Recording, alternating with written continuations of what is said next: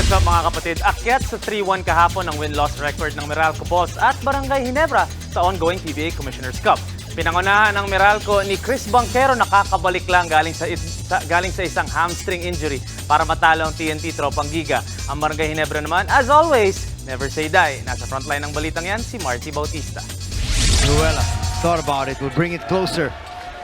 Buong laro naghabol ang TNT Tropang Giga sa kanilang laban kontra sa Meralco Boss sa PBA Commissioner's Cup kagabi. Sa kabila yan ng 47-point output ni TNT import Ronde Hollis Jefferson. Yes. Still got off a great shot. Naibaba naman ang TNT sa dalawang lamang sa fourth quarter. Three-point play in the offing.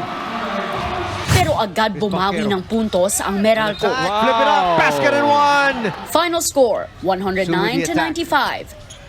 Naging crucial sa mga huling minuto ng laro ang kababalik lang mula sa injury na si Bancherro. Yeah, it felt good. You know, like you said, the hamstring is tricky, so I'm glad it felt good the entire night. So I'm glad we got the win. That was a big win. That's a tough team. Ronde's a handful, so is Jason. So far in the first half. Pinatunayan naman ng Barangay Ginebra ang kanilang never say die attitude sa comeback win kontra sa Blackwater Bossing.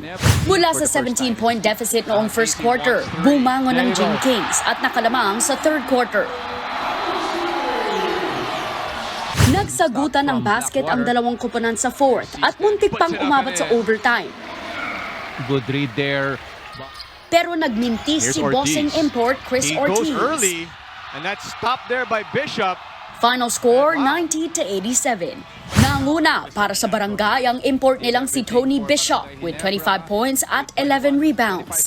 Sa kabila ng panalo, aminado si Coach Tim Cone na may mga kailangan pa silang i-improve. We have to defend well down the stretch.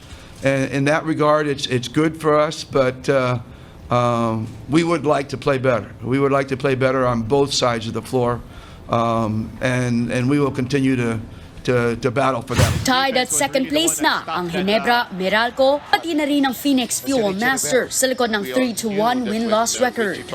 First seed naman ang undefeated pa rin na Magnolia Hotshots. Nagbabalita mula sa Frontline, Martie Bautista, News 5. What's up mga kapatid? It's your sports Tito Mike Reyes at huwag magpahuli sa mga umaaksyong bakbakan at harapan sa loob at labas ng bansa. Para sa mga pandinang sports news, mag-follow at mag-subscribe sa social media pages ng News 5. Alam nyo na ha? Peace and love.